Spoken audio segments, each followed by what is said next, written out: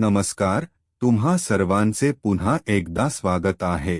आज आपण गुरु पौर्णिमा म्हणजेच आषाढ पौर्णिमा गुरुर ब्रह्मा गुरुर विष्णू गुरुर देवो महेश्वराय गुरुर साक्षात परमब्रह्म तस्मै श्री गुरुवे नमः या श्लोकानुसार गुरुला ब्रह्मा बरोबर मानले जाते।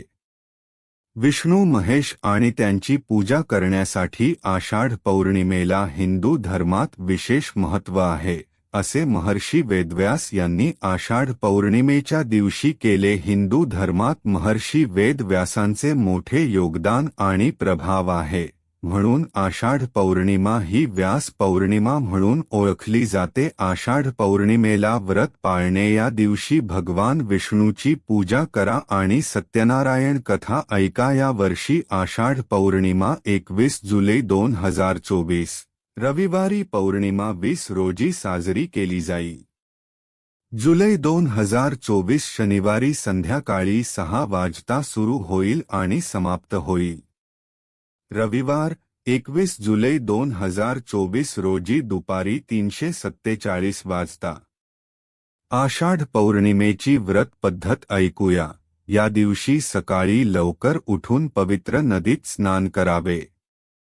पवित्र नदीत काही अंशी गंगाजल मिसळून सूर्य मंत्राचा उच्चार करावा। या दिवशी तुळशी, धूप, दीप, गंध, फुले आणि फळे दान करणे खूप शुभ मानले जाते, म्हणून या दिवशी पूजेच्या वेळी सत्यनारायण कथा वाचावी। गरीब आणि ब्राह्मणांना अन्नदान करण्याचे पुण्य, म्हणून ब्राह्मण आणि गरजूंना अन्नदान करा।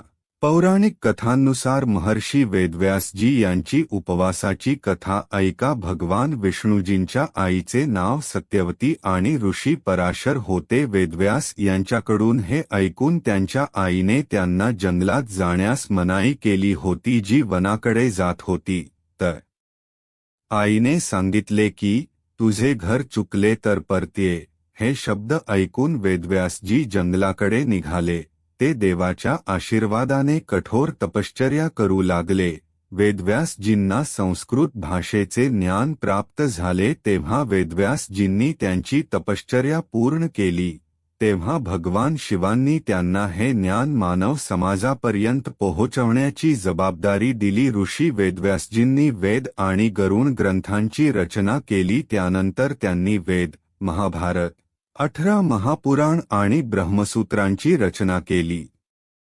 ऋषी वेदव्यास यांच्यापासून गुरुपौर्णिमा हा सण साजरा केला जात नसला तरी यानंतर गुरु शिष्याची परंपरा सुरू झाली आणि शिकवणी दिली जाऊ लागली। गणेशजींना महाभारत लिहिण्याची विनंती केली होती आणि महाभारत लिहिण्याआधी गणेशजींनी आषाढ पौर्णिमेच्या दिवशी वेदव्यासजींना आपले गुरु मानून त्यांची पूजा केली होती।